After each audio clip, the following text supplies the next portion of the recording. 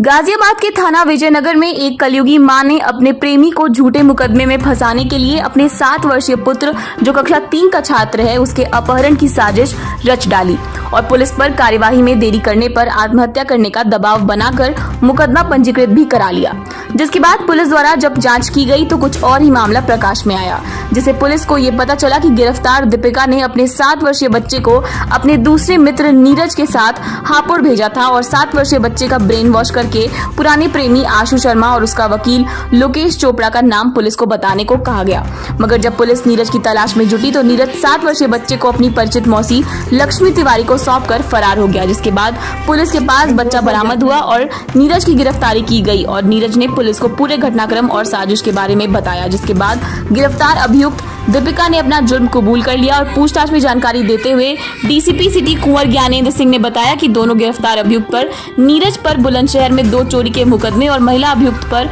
थाना विजयनगर में 1 मुकदमा दर्ज है। नाबालिग के अपहरण का मामला सामने आया था, पुलिस द्वारा घटना का खुलासा किया गया है। चौंकाने वाला खुलासा पुलिस द्वारा किया गया है। कौन लोग हैं जो गिरफ्तार किए गए हैं, क्या कुछ घटनाक्रम को बता सकते? एक फर्जी अपहरण का मुकदमा मां द्वारा अपने ही बेटे के खिलाफ अपने बेटे के अपहरण की एक फर्जी एफआईआर दर्ज कराई थी। जिसमें दीपिका पांडे नाम की महिला जो प्रताप बिहार में रहती है, इसने इसका विवाद आशु नाम के एक लड़के से था, जिसके खिलाफ उसने 376 का मुकदमा लिखाया था, जिसमें उसके खिलाफ कार्रवाई हुई थी, चार्जशीट लगी थी। और उसके एक वकील थे लोकेश नाम के, इन दोनों लोगों को फंसाने के लिए अपने बेटे के अपहरण की झूठी साजिश रची। उसमें एक एफआईआर दर्ज करा कि हमारे बच्चे को स्कूल जाते समय किसी ने किडनैप कर लिया। पुलिस ने तत्काल इसमें एफआईआर दर्ज करके उस बच्चे के बरामदगी के लिए पूरी टीमों का गठन किया गया था। और तत्काल इसमें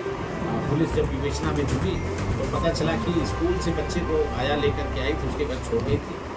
और इसने स्वयं अपने एक महिला मित्र है जो सब्बो है, उसके पास अपने बच्चे को भेज दिया था कि मैं बीमार हूँ, मुझे हॉस्पिटल जाना है, तुम हमारे बच्चे को संभालना।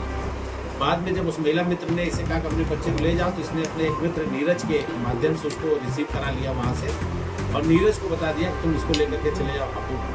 और उसको बता करके सिखा पढ़ा करके 3-4 दिन बाद नशे की हालत में छोड़ देना कि मेरा अपहरण एक सफ़ेद गाड़ी से हुआ था और जिसमें इनका नाम आशु का और लोकेश का नाम लेना था, उसको दोनों का नाम उसको रटाना था। और इस तरह से उसमें अपने जो मित्र है उसके माध्यम से उसने नीरज के माध्यम से उसने उसको हापुड़ भिजवा दिया। जब पुलिस को सारी घटना के विषय में तहकीकात करते समय जब पता चला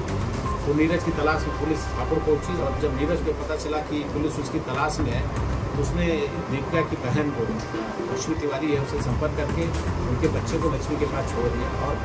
वहाँ से पुलिस ने बच्चे को रिकवर किया।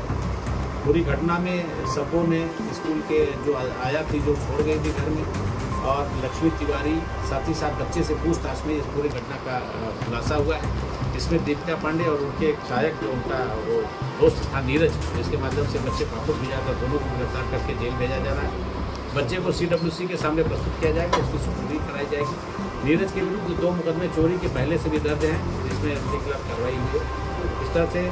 बहुत कम समय में, अल्प समय में, करीब 10-12 घंटे के अंदर ही पुलिस ने पूरे घटना का अनावरण किया है और दोनों बच्चों को जेल भेजा जा रहा है। सर, क्या कुछ बदल रही घटना भी, क्यों ये महिला आरोपी जो पकड़ी गई है दीपिका, ये आशु और लोकेश को फंसाना चाहती है? आशु महिला का मित्र था और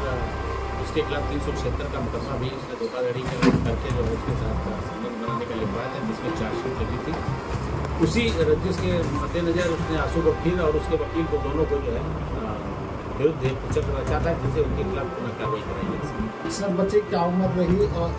जो बच्चा बरामद किया गया है और किस क्लास में बच्चा